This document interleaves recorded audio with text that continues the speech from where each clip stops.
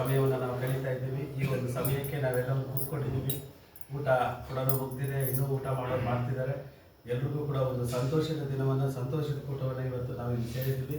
ಎಲ್ರಿಗೂ ಮತ್ತೊಮ್ಮೆ ಈ ಒಂದು ಕಾರ್ಯಕ್ರಮಕ್ಕೆ ಪುಟ್ಟದಾಗಿ ಕೂತಿರ್ತಕ್ಕಂಥ ಕಾರ್ಯಕ್ರಮಕ್ಕೆ ಕೇಂದ್ರ ಬಿಂದುವಾಗಿರ್ತಕ್ಕಂಥ ನಮ್ಮ ಕೃಷ್ಣ ಸರ್ ಅವರು, ಇವರು ಕರ್ನಾಟಕ ಕಾವಲುಪಡೆ ಕೃಷ್ಣ ಸರ್ ಅವರು ಈ ಕೇಂದ್ರ ಬಿಂದುವಾಗಿದ್ದಾರೆ. ಇವರಿಗೆ ಒಂದು ಸ್ವಾಗತವನ್ನು ನಾನು ಕೊಡ್ತೀನಿ. ಸೇವೆ ಅಮೋಘ. ನಾನು ಬಸ್ಸಲ್ಲಿ ಬರ್ತಾವೆ 4-5 ಸರ್ತಿ ಹೇಳಿದೆ, ಮತ್ತೊಮ್ಮೆ ಹೇಳಬೇಕು ಅಂತ ನನ್ನ ಆಸೆ. ಅವರು ರವಿ ಅಂತ ಹೇಳ್ಬಿಟ್ಟು ನನ್ನ ಕ್ಲಾಸ್ಮೇಟ್ ಒಬ್ರು ಇದ್ದಾರೆ, ನಿಮ್ಗೆ ಗೊತ್ತಿರ್ಬೋದು. ಮಾಸ್ಟರ್ ಅವರು CRP ಆಗಿದ್ದಾರೆ, ಮಾಸ್ತಿ ಆಗಿದ್ದಾರೆ, ರವಿಕುಮಾರ್ ಅಂತ, ಟೀಚರ್ಸ್ ಎಲ್ಲ ಗೊತ್ತಿದೆ. ಅವನು ನಾನು PUC ಕ್ಲಾಸ್ಮೇಟು. ಅವನು ನಾನು ಕುಶಾಲನಗರ ಕೊಡಗು ಕಡೆ ಹೋಗ್ತಾ ಇದ್ದೀನಿ, ನನಗೊಂದು ರೂಮ್ ಬೇಕಿತ್ತು, ಮಕ್ಕಳಿಗೆ ಏನು ಮಾಡೋದು ಅಂತ ಸಾರ್ ಫೋನ್ ಮಾಡಿದ್ರು.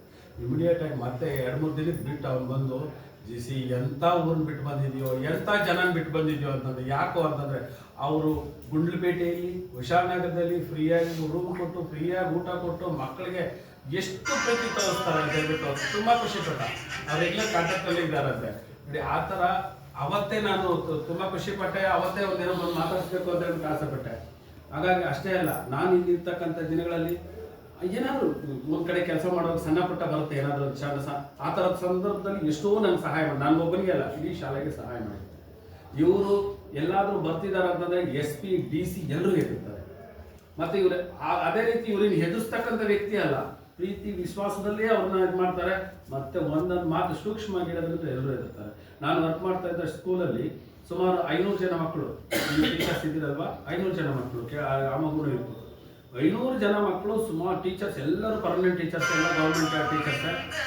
HM ಅವರೆಲ್ಲರೂ ಕಾವಲುಪಡೆ ಕೃಷ್ಣ ಅವ್ರು ಬರ್ತಿದ್ದಾರೆ ಅಂತಂದ್ರೆ ಎಲ್ಲರೂ ನಡಗೋರು.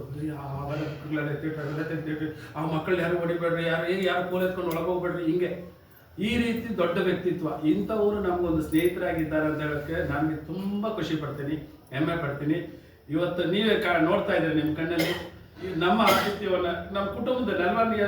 ಯಾರೋ ಒಂದು ಮನೆಗೆ ಬಂದಂಗೆ ಅನಿಸ್ತಾ ಇದ್ದಾರೆ ನಮಗೆಲ್ಲ. ರೂಮ್ ಬಂದಂಗೆ ಅನಿಸ್ಕೊಂಡಿಲ್ಲ, ಒಂದು ಮನೆಗೆ ಬಂದಾಗ ಅವರು ನಮ್ಮ ಜೊತೆ ಊಟ ಮಾಡ್ತಿದ್ರು ಅಂತಂದ್ರೆ ನಮ್ಮವರೇ ಅವರು, ನಮ್ಮ ಮನೆಯವರೇ, ನಮ್ಮೆಲ್ರಿಗೂ ಸಂಬಂಧಿಕರಾಗ್ಬಿಟ್ರು.